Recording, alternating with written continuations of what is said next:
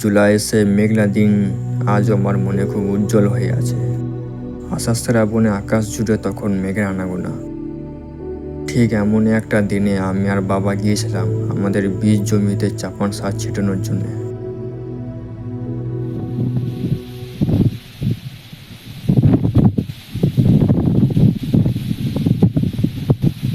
সেদিন দুপুরে আকাশটার দিকে তাকালে এক অদ্ভুত দুটো ভিন্ন রূপ দেখা দিয়েছিল।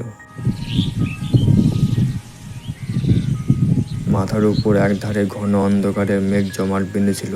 দূরের সীমানায় হয়তো ইতিমধ্যে ঝুমঝুমিয়ে বৃষ্টি শুরু হয়ে গেছে। কিন্তু ঠিক তার বিপরীত দিকে আকাশ ছিল একবারে পরিষ্কার ও নীল। সেইখান থেকে হালকা এক চিলতে সোনালি রোদ এসে ঝরছিল সবুজ ধানের কচি চারা গাছগুলোর উপর। এই রোদ ছায়ার খেলা আর হিমেল হাওয়া মিলে চারিদিকে এক মায়াবী জগৎ তৈরি করেছিল।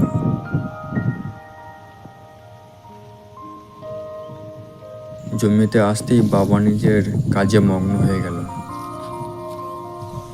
মুঠো ভরে সার নিয়ে অত্যন্ত নিপুণ হাতে এক অদ্ভুত ছন্দে বীজ জমিতে ছড়িয়ে দিল।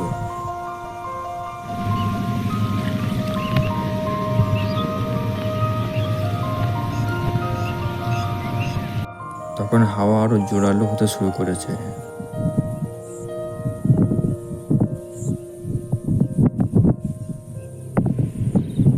দূরে কোথাও বৃষ্টি আবছা চাদর নেমে আসছিল, আর আমরা দুজনে সেই প্রাকৃতিক রূপে মাঝে হারিয়ে গিয়ে কাজ করেই চলেছিলাম।